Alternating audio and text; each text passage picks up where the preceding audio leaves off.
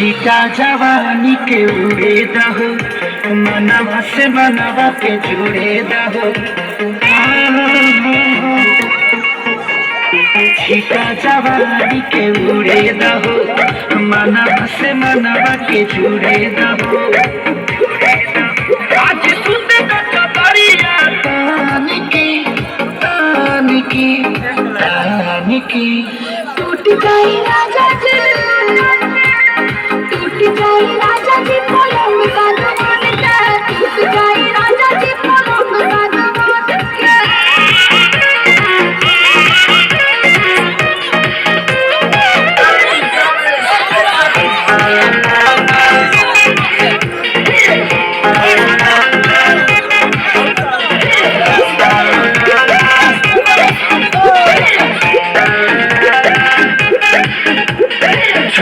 बदन की देखो न पतन की चादर बिछा दे हनी।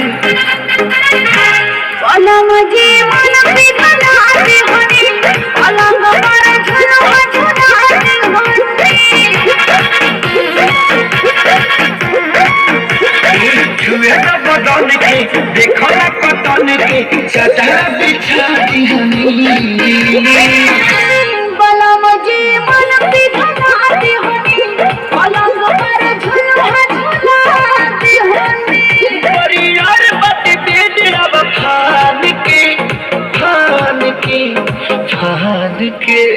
टूट जाए राजा जी, टूट जाए राजा जी पलंग का दीवान के, टूट जाए राजा जी पलंग का दीवान के।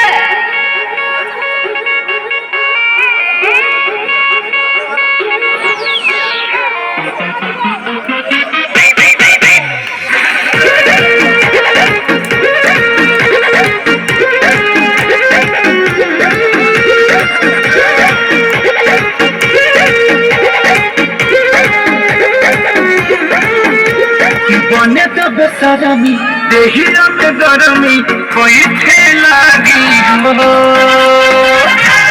अमरिया आई है लागी हो, नोस नोस कोई है लागी हो। बने तो बेसरमी देहिया में गरमी कोई लागी हो। अमरिया आई है लागी हो, नोस नोस कोई है लागी हो। बहाना न बनाओ सब जान की।